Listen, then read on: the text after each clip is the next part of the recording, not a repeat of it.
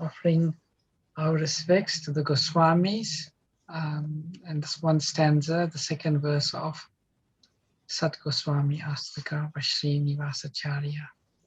Nana Shastra Vicharanai Kanipano Sadharma Samstapako Lokanam Itakarino Tribhuvane Manya Sharanya Karo Radha Krishna Padara Vinda Bhajana Nandena Mataliko Vande Rupa Sanatana Raghu Jugo Sri Jiva Gopalako.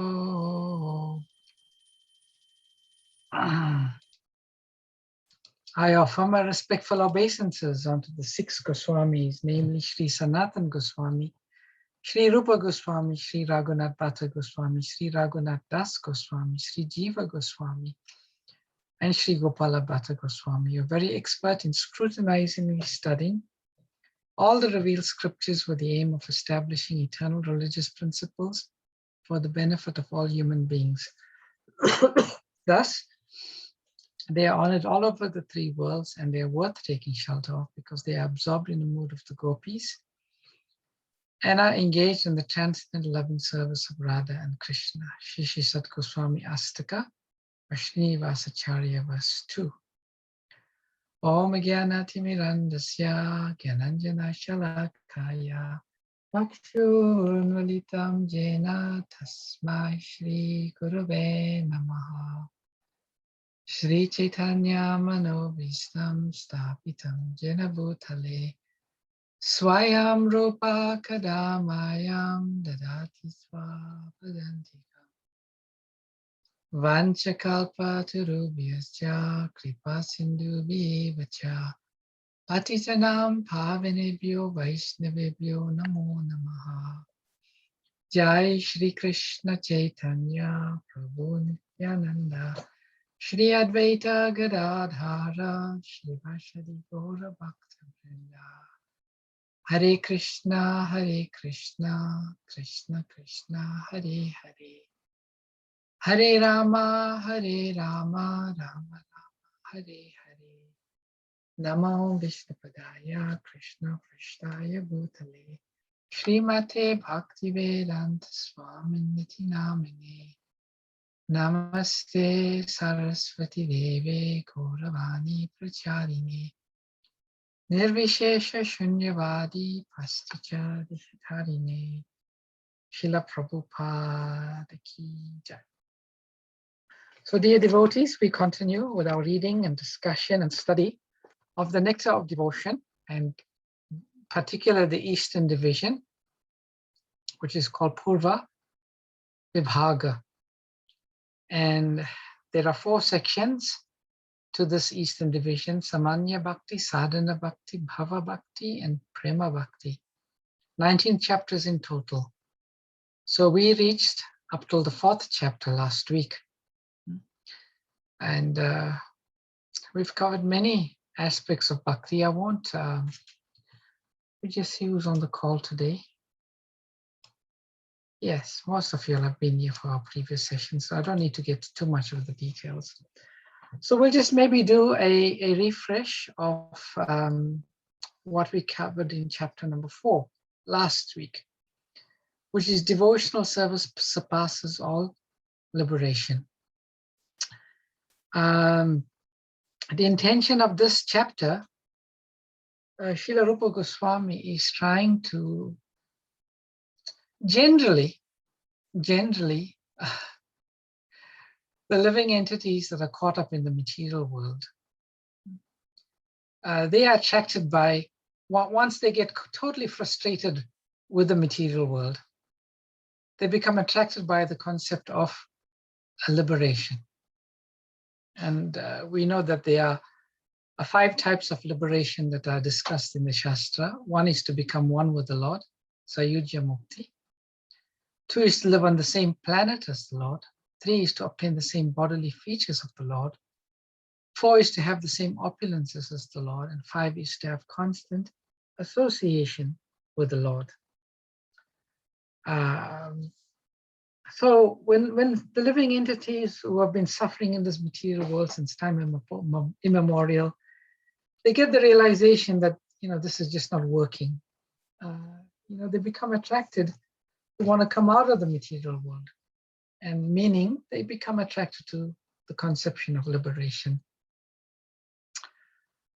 So Srila Rupa Goswami, he wants to give us the highest, which is pure devotional service. Meaning, it's just pure love. And it is only this pure love that can completely satisfy the soul.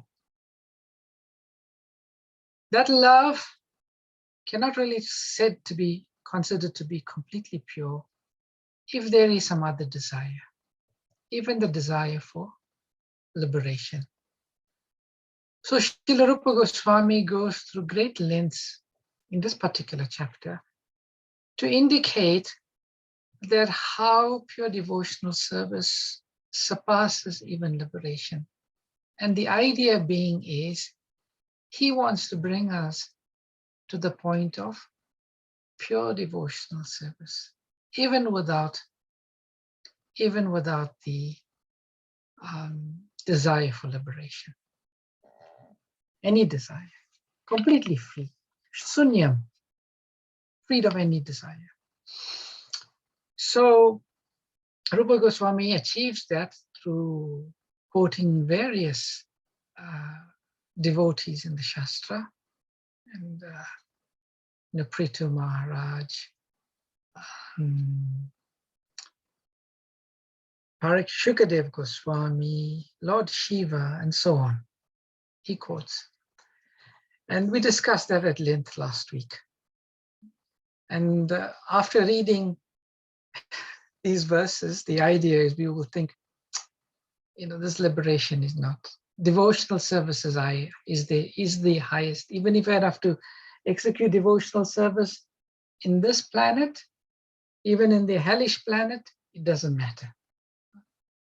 As long as I am executing pure devotional service for the pleasure of Krishna, that is sufficient. We didn't have time last week to cover one aspect, which Srila Prabhupada touches, or Rupa Goswami touches at the end of the chapter. So what Sri Chaitanya Mahaprabhu has come to give, and this is what his followers, the Goswamis, come to give. It's not only a devotional service, not only pure devotional, Uttama Bhakti, but they have come to give Vraja Bhakti, a devotional service that follows in the wake of the residents of Vrindavan. And Rupa Goswami recites a few verses which Srila Prabhupada has translated in the final two paragraphs, that the clear indication is that there are many forms of the Lord. There's Narayan and there's other forms, and there's Krishna. And if we were to examine the devotees of each of these different forms of the Lord, we will find the topmost devotion exists in the residence of Vrindavan, Brajabhumi. No one can excel that. So if we want the topmost devotional service, we want to, aspire for the greatest, then we should follow in the footsteps of the residents of Vrindavan. And Srila Prabhupada writes in the final second last paragraph of chapter 4, he says there, out of many kinds of devotees of the Supreme Personality of the Godhead, one who is attracted to the original form of Krishna in Vrindavan is considered to be the foremost, first-class devotee. Such a devotee is never attracted by the opulences of Vaikuntha or even Dwaraka, the royal city where Krishna ruled. So one of the reasons that these devotees are considered to be topmost is because they are never attracted to any other form of the Lord or any other abode of the Lord. We may sometimes find that they are devotees of other forms of the Lord who are attracted to by Krishna. But we will never find the devotees of Krishna attracted to any other forms. We know the first kind, one example is the gopis of Vrindavan. They were with Krishna and then Krishna disappeared. And they were looking all over for Krishna and they couldn't find him. And Krishna was hiding in a bush. And soon as they came close to where Krishna was hiding, he transformed himself into his four-armed Narayan form. And then the gopis saw him and they offered pranams to Lord Narayan. And they offered respects. And then finally they came to the ultimate reason. And they asked Lord Narayan, have you seen where Krishna is? So although Lord Narayan was there, they were still so attracted by Krishna. They're just undeterred. Their absorption, their love for Krishna is so deep that they cannot consider any other form. But we see the converse is also true. In the Chaitanya Charitamrita, there is the pastime of the conversation with Lord Sri Chaitanya Mahaprabhu with Venkata Bhatta, who was a devotee of Lord Narayan.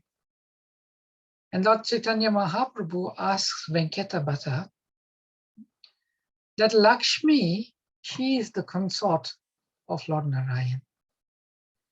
But we know that one time, Lakshmi was so attracted by the flute of Lord Krishna that she wanted to enter into the rasa dance, or she wanted to enter into Vrindavan.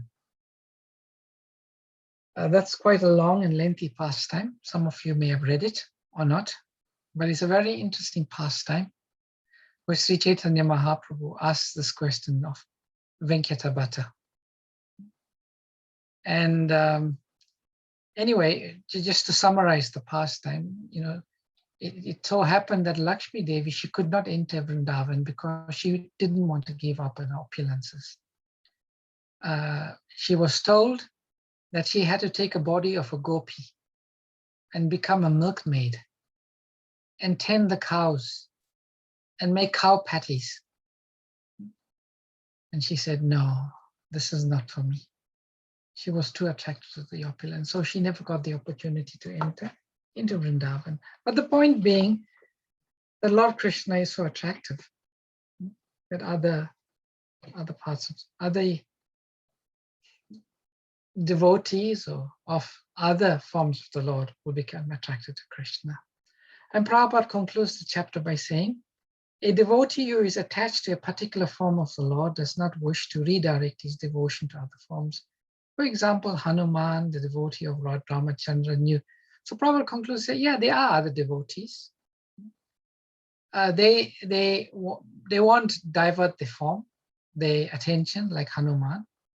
But still, Prabhupada says, though all of the devotees of the different forms of the Lord are in the same category, still it is said that those are devotees of Lord Krishna are the topmost in the list of all devotees. So Rupa Goswami, being a follower of Sri Chaitanya Mahaprabhu, coming to propagate Vraja Bhakti, he makes this point. So that concludes chapter number 4. And now we shall move on to chapter number 5. But before we do so, anyone got any questions or comments about chapter number 4?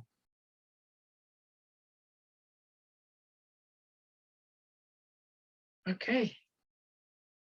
Everyone's good. Everyone's following. So now we move on to chapter number 5. And chapter number 5 is entitled The Purity of Devotional Service. Now,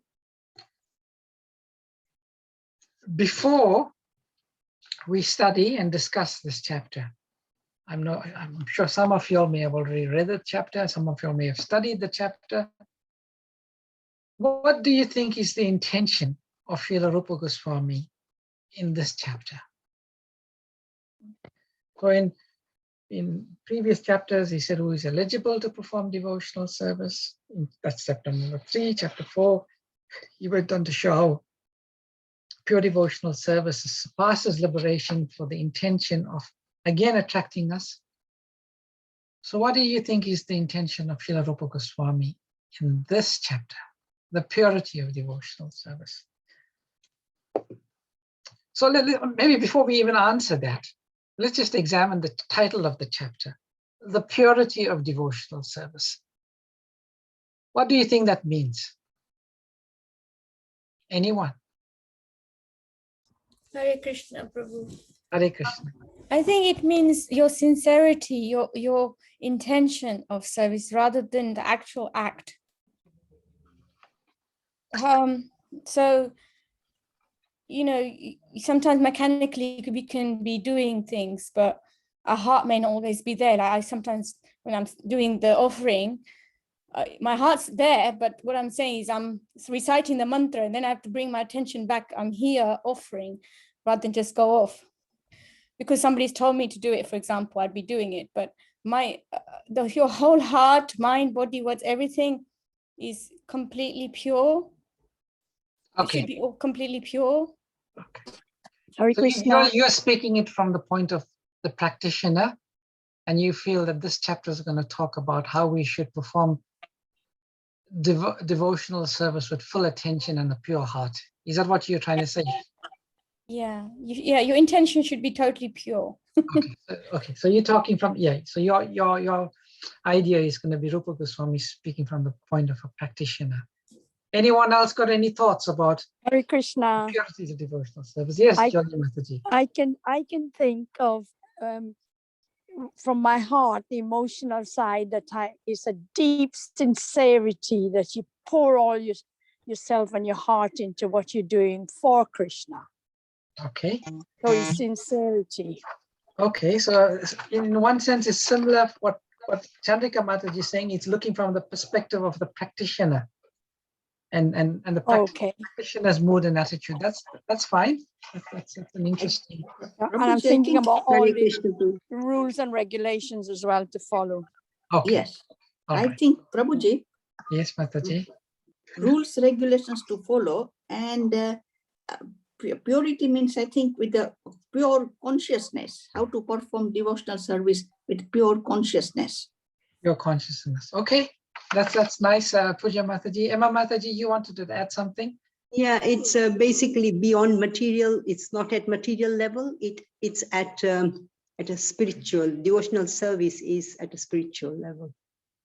Okay, so you're taking it from a slightly different angle. Is looking at devotional service itself, its characteristic. Okay. Hare Krishna, Prabhu. I'm also going by what Hema Mataji is saying. I'm saying that it's devotional. It's a pure. Here is an adjective for the devotional service. It's not about the performer. So maybe it's linked to devotional service. So it's a transcendental, and anybody can access it. So maybe it's pure is for the service, not for the service or the performer, basically. Yes. Wonderfully explained. Wonderfully Hare explained. Krishna, Prabhu. Hare Krishna. Sorry, apologies for being a little bit late. So the chapter is pure devotional service. Is that correct? Yes. The chapter is called the purity of devotional service. So maybe it's something to do with how devotional service enables you to purify yourself, how it can help bhakti, can help you cleanse your heart. Okay, thank you. That's an interesting, so slightly a little different to the other one. So I picked up, we've got 3 different perspectives here on what this chapter is. In one sense, there's no right and wrong answers because all of you all have explained something that's in the Siddhanta. But what Emma Mataji and Kishore Prabhu have said is what this chapter is all about. Just like if I say the purity of the sun, right? I say the purity of the sun. What that means, as Srila Prabhupada explains, the sun is so pure. Even a dirty place can become pure if exposed to the sun. You know, the typical example Prabhupada gives is stool. Stool is considered to be something dirty in the material world.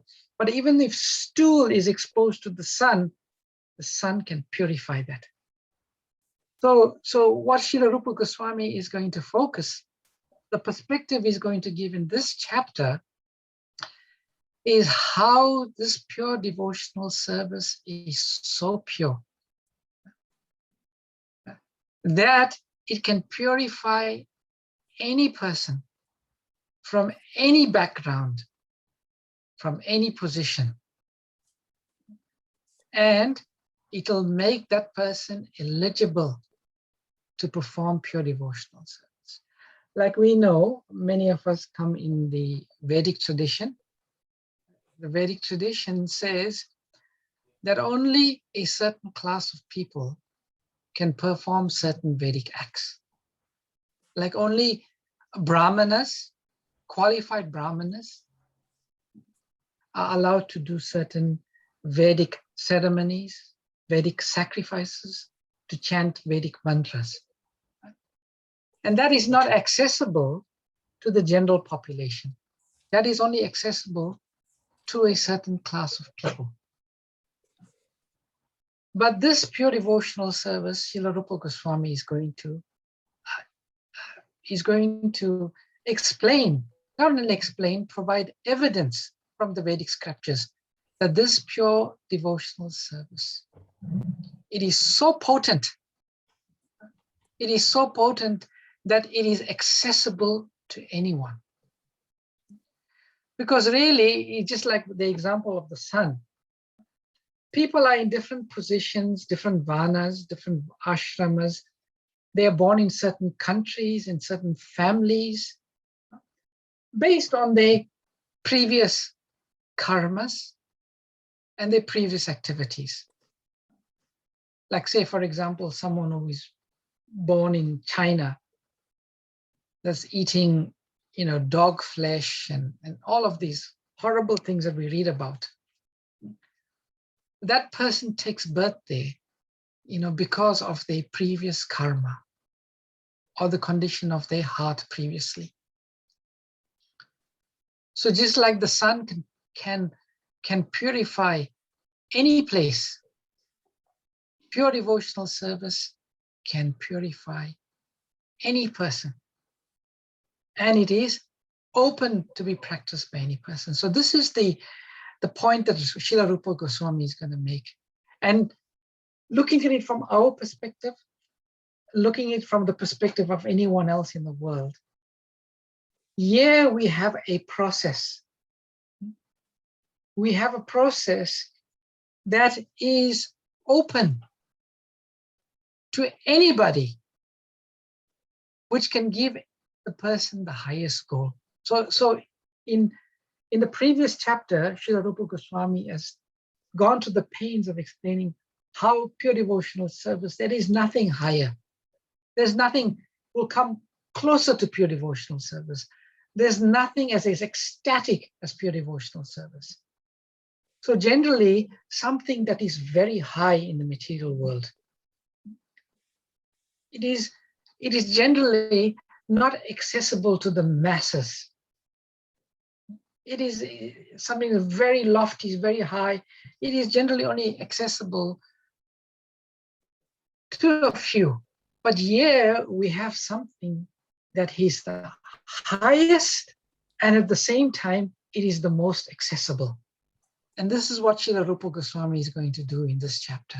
By setting out the purity of devotional service, he's going to explain how accessible it is to everyone. Does that make sense? Yeah. Yes, Prabhuji. When it's Prabhuji, Yes. it says in the statement that as stated in Srimad Bhagavatam, devotional service is transcendental and has no cause. Yes. What does has no cause mean? No cause means it has got to be dependent on something. Like say Puja Mataji, you are Puja Mataji, you've got a body. But if you had no parents, there would be no puja, Mataji. Yeah. So they were the cause for puja. Mm. So in the material world, everything has a cause. But it is said pure devotional service or bhakti, it is completely independent. It is not dependent on anything else. It's completely independent. So that bhakti, it's the property of Krishna. It is the property of Srimati Radharani, right? If they want, that's why sometimes we say causeless mercy. Sri Chaitanya Mahaprabhu has given causeless mercy. Srila Prabhupada has given causeless mercy. We are the recipients of causeless mercy. It means if you analyze, there's just no cause. Yeah. So that's what it means. Puja Mataji. Thank you, Prabhuji. Hare Krishna. So we'll just read what's there. Next, Srila Rupa Goswami, meaning in this chapter, states that devotional service is transcendental to all material considerations, and that it is not limited to any particular country, class, society, or circumstance. That's so beautiful. So many in that list: country, class, society, circumstance.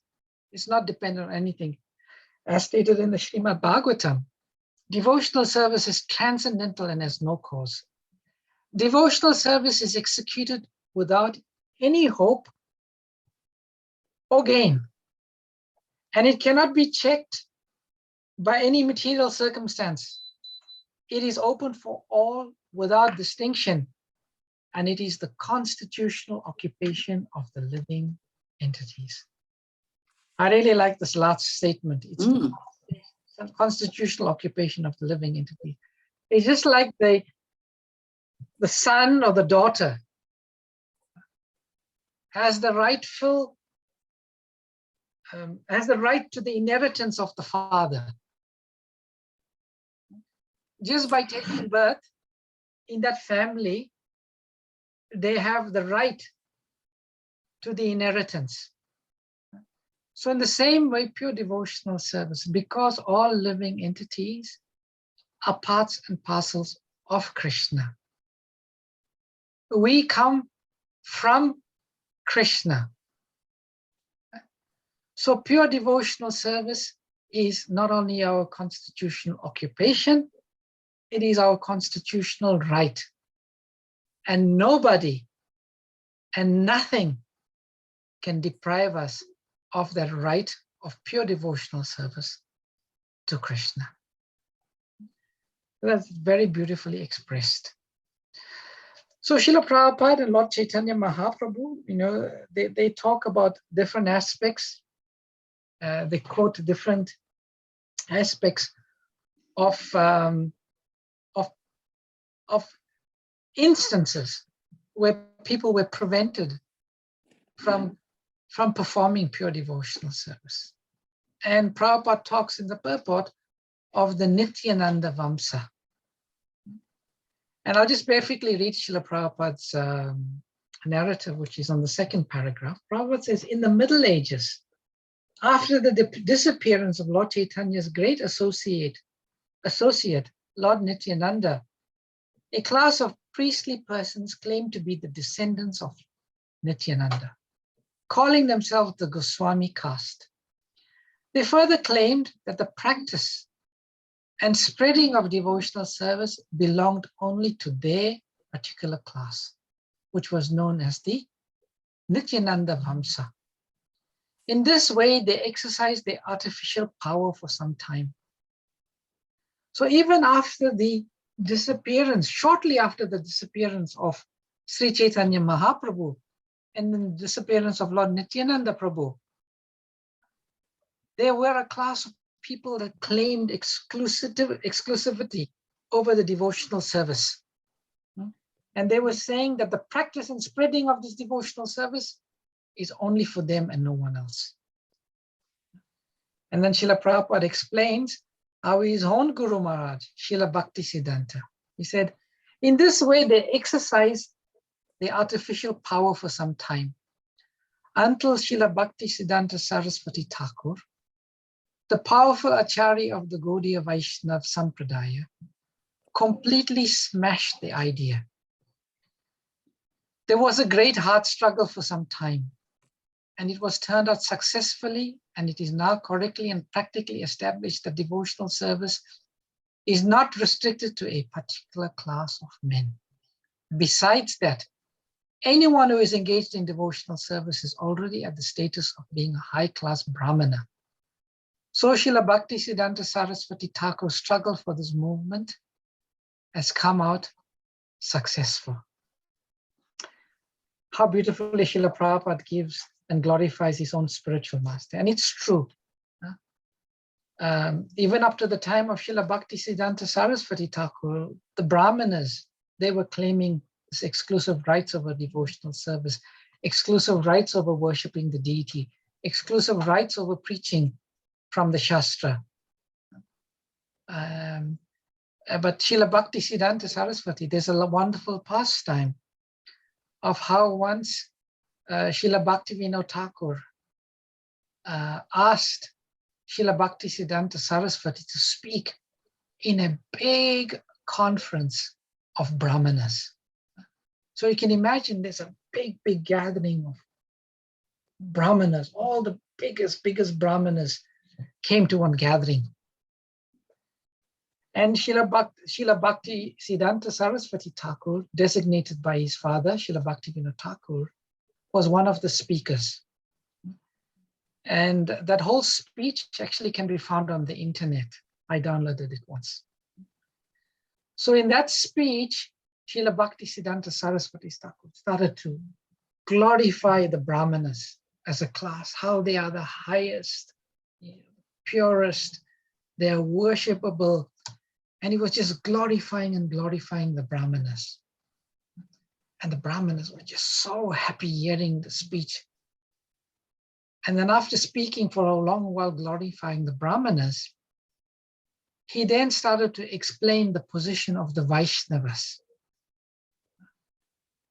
And then he explained how the Vaishnavas, and through Shastra, just verse after verse and quotation of undisputably, how the Vaishnavas are higher than the Brahmanas. And the more he started to speak, the more the Brahmanas started to get upset, angry, and shrink in their chairs. But they could not say anything because Srila Bhaktisiddhanta Saraswati Thakur, he spoke on the basis of Shastra, undisputable Shastra. And Prabhupada explains even in the Lilamrita how that these Brahmanas, they became so angry with Srila Bhaktisiddhanta Saraswati that they even made a plot to kill him, even to kill Srila Bhaktisiddhanta. But we all know, as Srila Prabhupada says here, Srila Bhaktisiddhanta Saraswati Thakur's struggle was successful. And his movement, Prabhupada says, this Krishna consciousness movement has now made Krishna consciousness, even Brahmanas from China, Brahmanas from Africa, Brahmanas from, sorry, just bear with me, I'm just going to stop the show.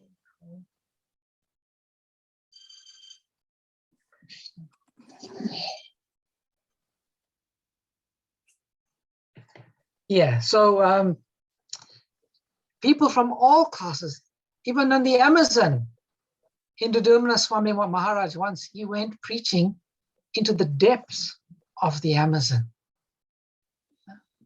Tribal people, some of them who have never seen a white person in their life. And Indudumna Maharaj made Vaishnavas even in the depths of the Amazon jungle. So this was defeated. And I just wanted to share with you all, if possible, a beautiful video where Yashomati Nandan Prabhu speaks about Srila Prabhupada. So Srila Prabhupada, okay, wait, it's self-explanatory. So let's watch for ourselves. So just the context of this video, Srila Prabhupada is going to open the Krishna Balaram temple in Vrindavan. He's inviting big dignitaries. And one of the big, he's sending Yashomati Nandan Das to invite these dignitaries. And one of the dignitaries is the biggest sannyasi in Vrindavan and in India at that point in time. So I hope I got it to the right place. I just want to play. Sri Prabhupada put me in charge of the kitchen. Oh, I also help with the invitations and things like that, printing of invitations. And then he put me in charge of the kitchen, prasadam kitchen, which always took a lot of my time. I missed most of the celebrations, festivities. So he also sent me to invite various saints of Vrindavan to come for the festival.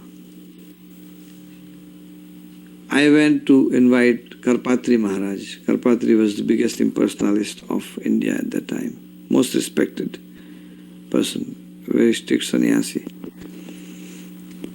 Because even though he was impersonalist, he was giving Bhagavad Saptahas and speaking about Krishna. He was living in Dhanuka ashram right next to ours. So I went to invite him for the inauguration. We had a week-long festival. Every day different saintly persons came. So I went to invite him. He said, well, I cannot come to your function. Why? I said, because your guru is giving Brahman threads to Westerners. This is not possible. This should not be done. So I said, well, why not? If they behave like Brahman, if they are rising early in the morning at 4 o'clock and they chant Hare Krishna, 16 rounds every day, they study Bhagavatam, they study Gita, they study all the scriptures, and all day they spend in spreading the message of Sanatana Dharma. Whereas the Brahmins nowadays in India, they are becoming bus conductors and they are becoming factory workers and they are becoming postmen. So how do you think that they are Brahmins and they are not Brahmins? These people are not Brahmins. So I agree like that. I said, Chaturvarnyam Maya system guna karma vibhagasha. According to guna and karma, the 4 divisions are devised. Then when I had gone to that Vallabhacharya, he also said that your guru is making Brahmanas, giving Brahman threads. So Prabhupada said, open Srimad Bhagavatam. So he asked me to bring Bhagavatam, 7th canto. Open chapter number 11. And it's the last verse. Narada Muni is instructing about the duties and roles of varnashram in that chapter 7:11. And at the end he says that if you see the symptom of a Brahmana in a Shudra, or a symptom of a Shudra in a Brahmana, then he should be accepted in that category whose symptom he has. If the Brahmana has symptom of Shudra, then he should accept Shudra. If Shudra has symptom of Brahman, he should be accepted. Yasya jal lakshanam proktam tasya varnabhivanjakam yada netrapi drishyata tat teneva vinidishyata. This sloka Prabhupada made me memorize in 1975, 74. So this was like somewhere deep in the scripture, this sloka. So I quoted this sloka to Karpatri Maharaj, and his eyes popped up like this. He said, your guru has trained you very well.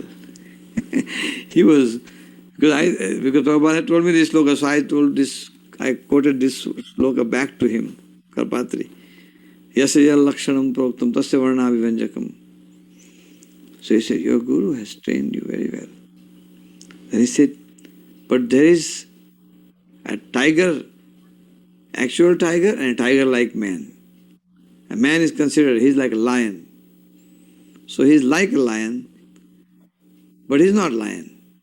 So He's like a Brahmin, but not a Brahmin. Like that, you can see how the Mayavadis use the word jugglery.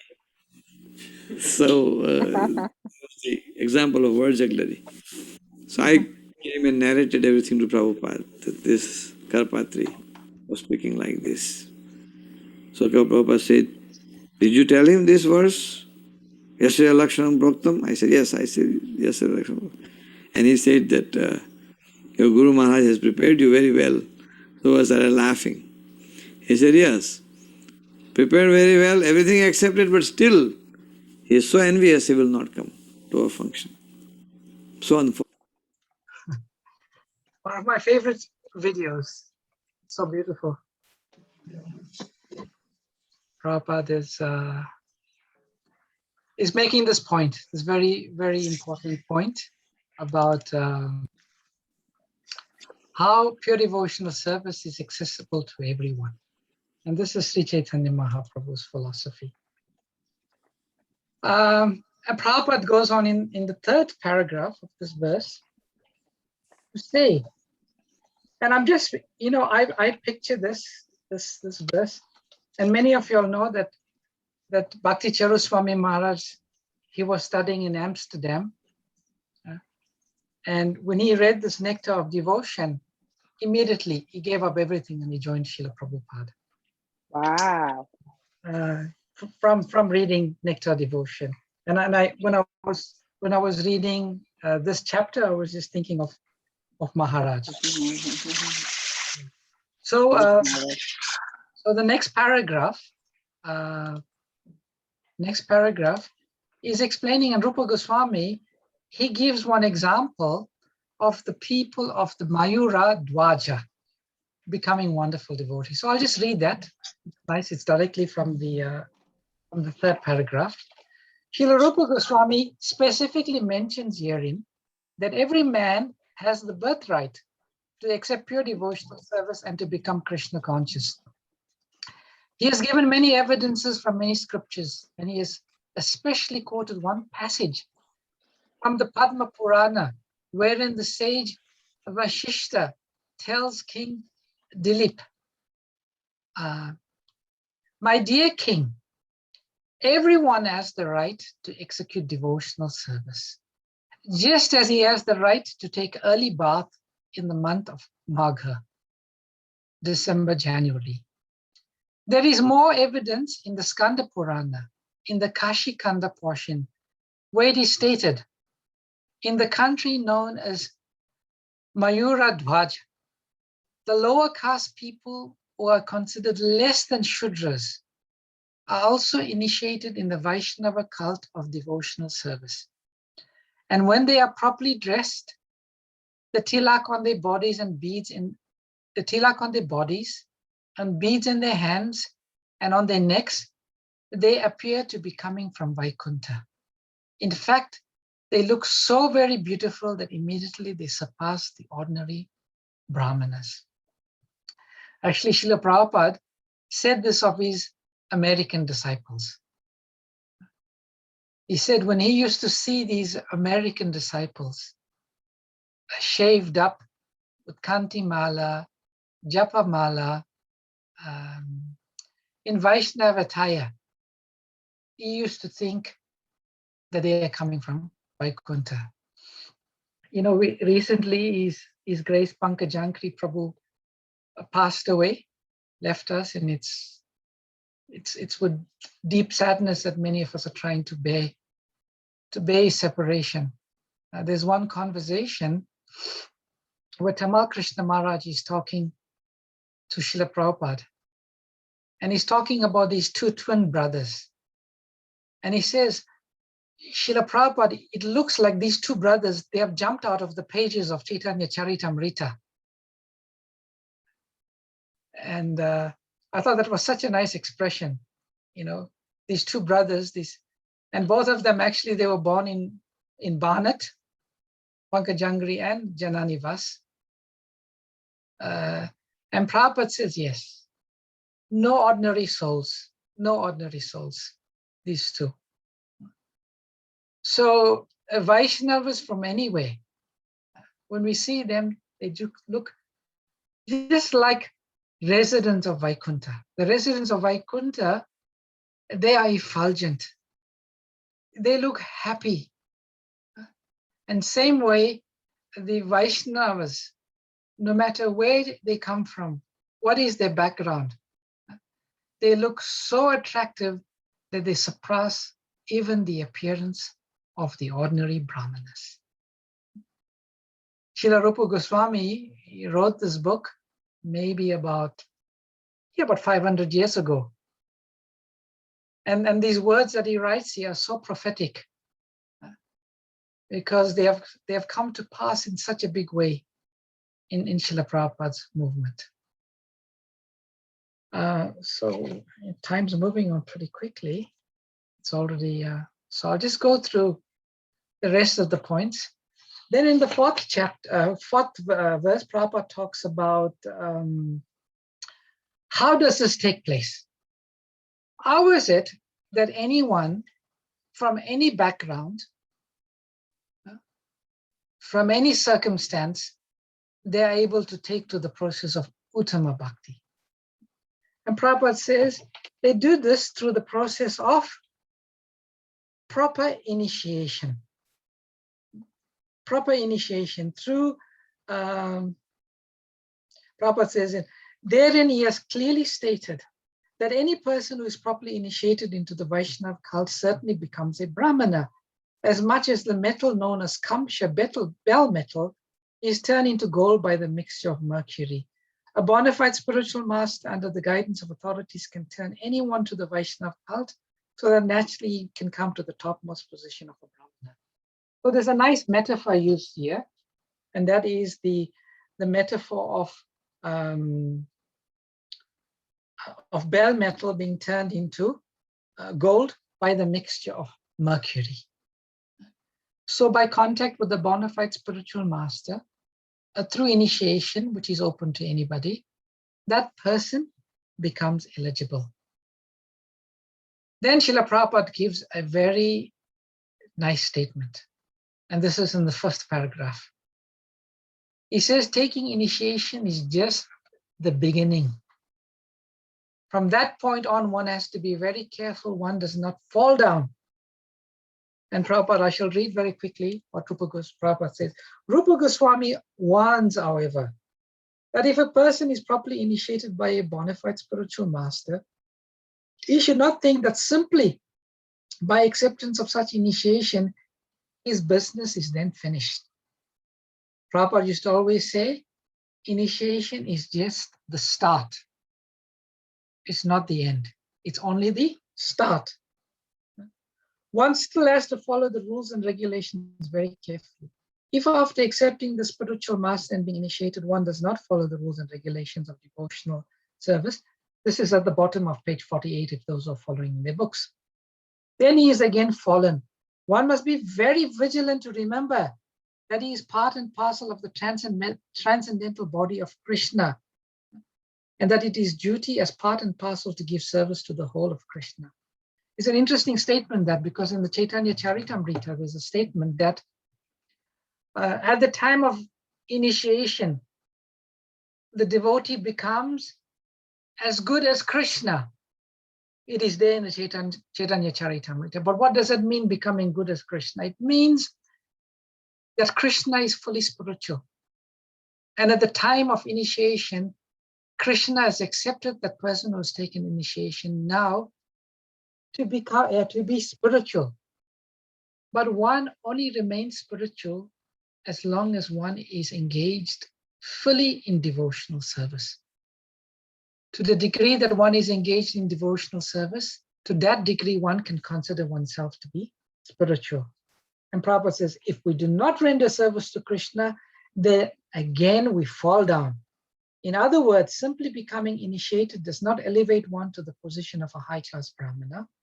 One has to also discharge the duties and follow the regulative principles very rigidly, very religiously. And then Prabhupada goes on to explain another very interesting point. This is again from Srila Rupa Goswami. In the Vedic culture,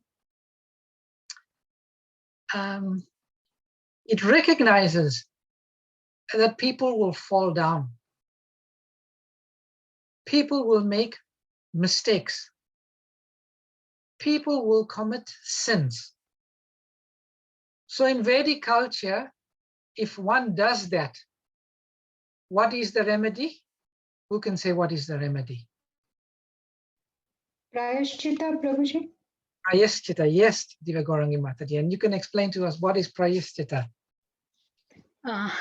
Atonement, it is when you do something wrong, then you have to really ask for forgiveness to the Lord and believe that what you have done is wrong and not do it again. So you have to really ask for forgiveness. I don't know, Yeah. am I right, Prabhuji? Yes, you're right to a degree, but in normal Vedic process, there are various atonements. Like if you kill a Brahmana, this is the atonement. If you have stole, this is the atonement. You must do this sacrifice, you must fast for 40 days, you must, refrain from doing this. And so there are so many processes for prayasthita, atonement in the Vedic literature, right? But for a devotee, or one who is initiated for a Vaishnava, if they make a mistake, what is their atonement? Devotional They service. have to again start their devotional service, properly follow rules and regulations again and restart. Well, Sri Rupa Goswami says, no atonement. You simply carry on with your devotional activities of the past. And these devotional activities are so powerful. You just carry on with your chanting, doing your service. There's no need to do some special prayasthita. You just carry on, and devotional service is so powerful, it will purify you for whatever mistake, whatever sin you've done. So again, the point being here, the important point being, is the potency, the purity of pure devotional service. That one who is situated in pure devotional service, even if there's some mistake, even if there's some error, there is no loss. You just carry on and everything will be all right. You get the point? Yes. And then, oh gosh, it's 55. Maybe I should pause here. I've been speaking so much. I'm going to pause here and I'm going to take questions, comments, and reflections from anyone. Prabhuji, is it okay if I just share something I heard in Sutapa Prabhuji's class? Yes. Related to this? He said in Bhagavata, I'm not Bhagavata Pravaha, Bhagavata Life course that Prabhuji did every Sunday. When he was doing Canto 11, there was certain verses he was mentioning, and he I can't remember the number, but he said in that verse, Lord Krishna says that my devotees, they know everything, that they have to worship me, they have taken my shelter, everything, but sometimes they forget and they get into sense enjoyment. They want to go here and there, enjoy sense also. Yes. But that is, Krishna clearly says that is okay, because I know they will come back to me because they've taken my bhakti. It is okay, they will come back. So Krishna himself is not looking down on devotees. Those who sometimes are doing, it doesn't give us a certificate to do so, but what I'm saying is Krishna is so merciful. Sutapa Prabhuji was saying that.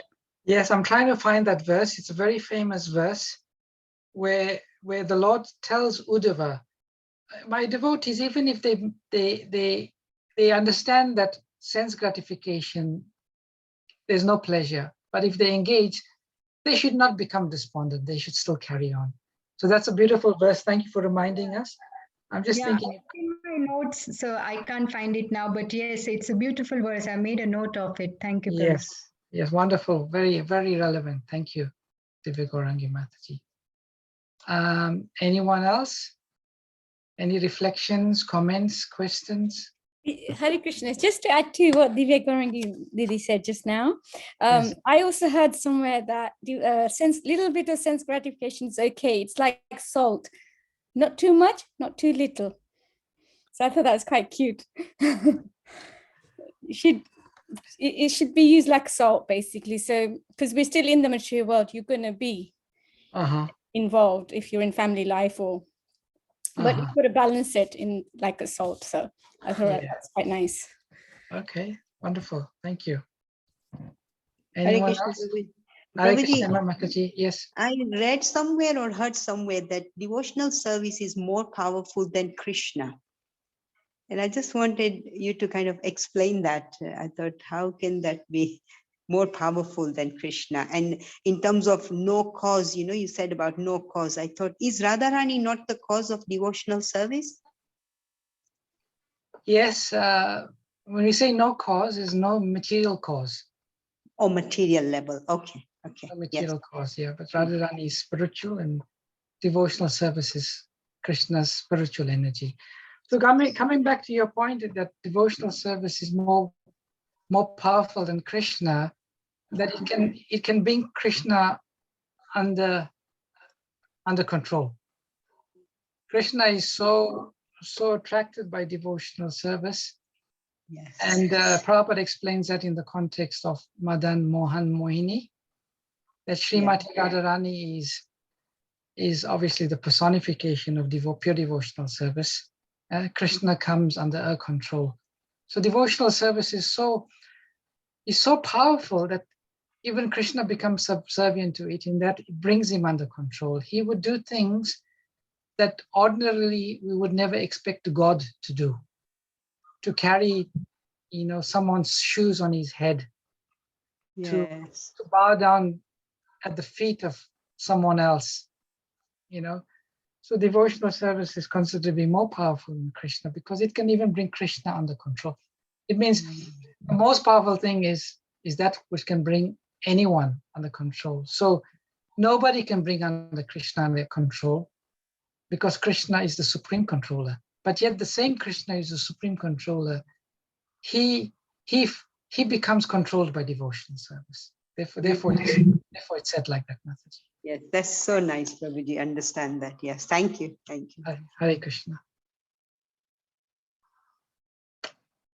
Anyone else?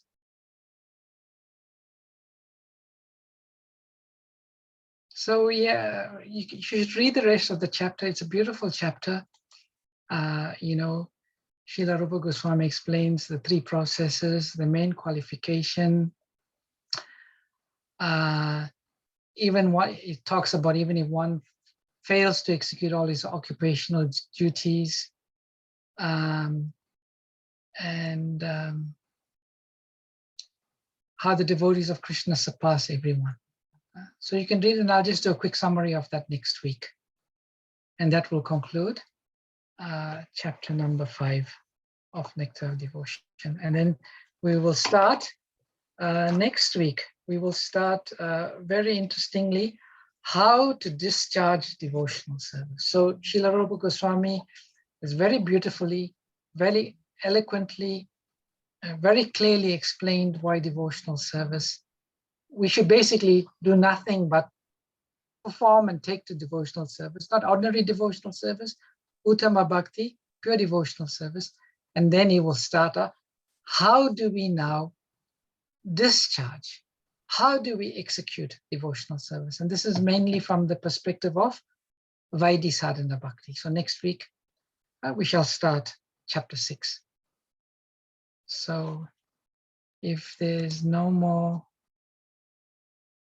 questions, no more comments, I thank you for your participation. Divya Gaurangi Mataji has put a few comments. Yashomati Prabhu did Bhagavat Sapta. Oh, that's very nice. In 2005, Prabhuji, after my husband's parents died, we all went to Ahmedabad, and Prabhuji himself, he gave class every single day for over 7 days, and the class would last 4 or 5 hours, and he covered the Bhagavatam, and it was just so nectarian every day. We all went and stayed for 2 weeks in Ahmedabad. Oh, how fortunate you are. London, yeah, 30 of us went from London, all of my husband's sisters, families, everyone. And he even gave us a lot of association in his office, and he played with my daughter. She was very young that time. He was amazing devotee, really. Oh, really? Yeah. He's And a. Srila Prabhupada had told him that he should do Bhagavad Sapta like this, because Gujaratis do Sapta, like Sapta means 7 days. So he had said, he always said that thank you for giving me opportunity, because Srila Prabhupada wanted me to do this, and this is my first Bhagavad Sapta, he said. So that was 16 years ago. Yes, he was very, very knowledgeable. And you can see he was an eternal associate of Srila Prabhupada. So you're very fortunate indeed. Yeah, thank you, Prabhu. Okay. So we concluded Vaishnava pranams, Pancha Kalpa Turubhyascha, Svasinjadevacha, Patitanam Pavanebhyo Vaishnavebhyo Namo Namo. Anantakoti Vaishnava Vrinda Ki Jai. Thank you, Prabhuji. Shila- Wonderful. Shila- Thank you, Prabhuji. Thank you, Hare Prabhu. Krishna. Hare Thank you. Krishna, Hare Hare Krishna, everybody. Hare Thank Hare you. Bol, Hare Krishna. Hari Bol.